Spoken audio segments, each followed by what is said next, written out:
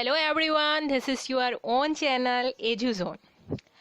Friends, आपने कभी गौर किया है कि जिस तरह अगर हम हिंदी में अगर हम कहते हैं कल, तो कल इसके दो मीनिंग हो सकते हैं। या तो वो कल जो चला गया या वो कल जो आने वाला है, जिसके लिए हम इंग्लिश में कहेंगे यस्टरडे एंड टुमारो।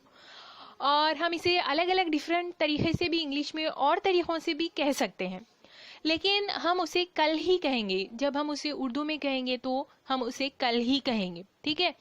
अब मैं आपको आज कुछ ऐसे ही वर्ड्स बताने वाली हूँ जिसे हम हिंदी में तो हर सिचुएशन में एक ही वर्ड यूज़ करते हैं, लेकिन जब हम उसे इंग्लिश में बोलते हैं तो इंग्लिश में उसके लिए सिचुएशन बहुत डिफरेंट हो जाती है और इंग्लिश में वो वर्ड्स बहुत डिफरेंट टाइप से यूज़ किए जाते हैं, अलग अलग वर्ड्स यूज़ किए जाते हैं। तो आज जो वर्ड मैं आपको बताने जा रही हूँ उसके साथ साथ मैं आपको उसकी सिचुएशंस भी बताऊंगी।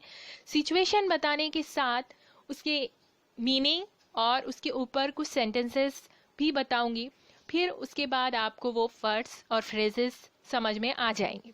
तो चलिए देखते हैं कि पहली उसकी सिचुएशन क्या है ऐसी, और वो कौन सी वर्ड्स है जो मैं आज आपको बताने जा रही हूँ। सबसे पहला तो वर्ड है back to front. Back to front का मतलब होता है मागे चे पुढे यानी पुढे चे मागे। मतलब अंदर का बाहर और बाहर का अंदर, यानी उल्टा। जिसे अगर हम साफ कहेंगे तो उसका मतलब निकलेगा उल्टा। जैसे कोई उसके ऊपर एक सेंटेंस है, you are looking a joker, you have caught a sweater on back to front. Meaning है कि तुम एक जोकर ही लग रहे हो क्योंकि तुमने तुम्हारा जो स्वेटर है वो उल्टा पहन लिया है।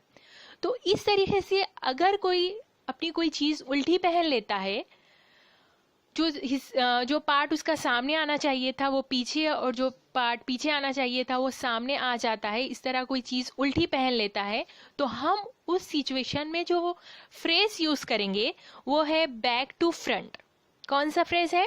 Back to front. जैसे हम इसके ऊपर एक और सेंटेंस बना सकते हैं, some boys wear their caps back to front.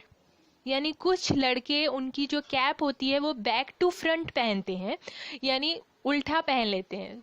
पीछे जो सामने का जो पार्ट होता है वो पीछे पहन लेते हैं, है ना, उल्टा पहन लेते हैं। तो इस तरह ये जो वर्ड है उल्टा, तो इसके लिए हमने यूज़ किया बैक टू फ्रंट। और आज यही वर्ड के डिफरेंट यूजेस और डिफरेंट सिचुएशंस, और उसको इंग्लिश में किस तरह डिफरेंट सिचुएशन में डिस्क्राइब किया जाता है, ये आज हम देखेंगे। सेकेंड है इनसाइड आउट। इनसाइड आउट हम किस वक्त यूज कर सकते हैं? इनसाइड आउट का मतलब होता है कि अंदर की पूरी चीजें, किसी चीज के अंदर की पूरी चीजें बाहर निकाल देना और उसे उल्टा करके झटक देना, इसे हम कहेंगे इनसाइड आउट।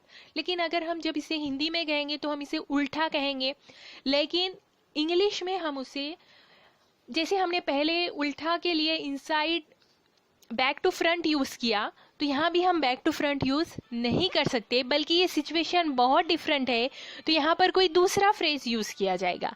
अब वो कौन सा फ्रेज है जो यहाँ पर यूज़ किया जाएगा, मैं आपको बताती हूँ। वो फ्रेज है इनसाइड आउट। जैसे सिचुएशन पहले समझ लीजिए, अगर कोई बैग है, उस बैग के अंदर कुछ कीज़ गुम हो गई है, तो आप क्या करेंगे?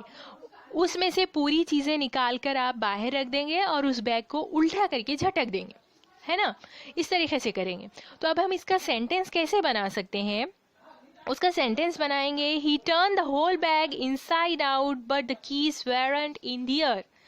उसने अपने पूरे बैग को उल्टा करके झटक दिया, पूरा बैग उल्टा कर दिया, खाली कर दिया, लेकिन उसके अंदर उसकी कीज नहीं मिली। तो इस तरह हम यूज कर सकते हैं। थर्ड वर्ड है कि अगर कोई पिक्चर है, मान लीजिए कोई पिक्चर है, कोई सीनरी है जो आप लेकर आए हैं अपने घर पर, अपने फ्रंट वॉल पर लगाने के लिए, और आपने उसे उल्टी लगा दी।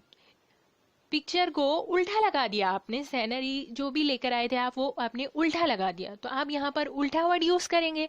तो क्या आप इस उल्टा वर्ड के लिए इंग्लिश में बैक टू फ्रंट यूज़ कर सकते हैं या फिर इनसाइड आउट यूज़ कर सकते हैं?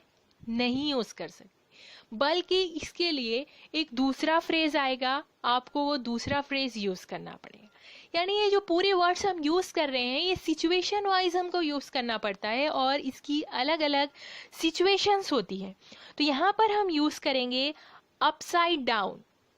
अपसाइड डाउन यानी कोई चीज़ आप कहीं लगा रहे हैं और आपने उल्टी लगा दी है तो आप उसके लिए यूज़ करेंगे अपसाइड डाउन, यानी ऊपर का जो पार्ट था आपने नीचे लगा दिया और नीचे का जो पार्ट था वो ऊपर लगा दिया, तो आप इसे अपसाइड डाउन ये फ्रेज यहाँ पर यूज़ करेंगे। जैसे है वर्ड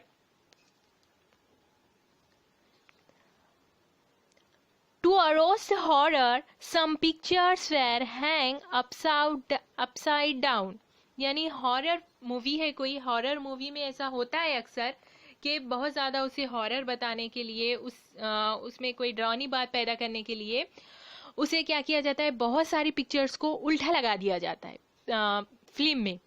तो इसी तरीके से यहाँ पर ये बात बताई गई है कि हॉरर मूवी बताने के लिए उसे क्या किया गया, उसे पिक्चर्स को उल्टा लगा दिया गया। तो अभी आपने कंफ्यूज नहीं होना है और इस तरीके से डिफरेंट फ्रेजेस आप यूज़ कर सकते हैं। अब चलिए, ये हमने 3 सिचुएशंस देख ली है जिसमें हम इस तरीके के वर्ड्स यूज़ कर सकते हैं।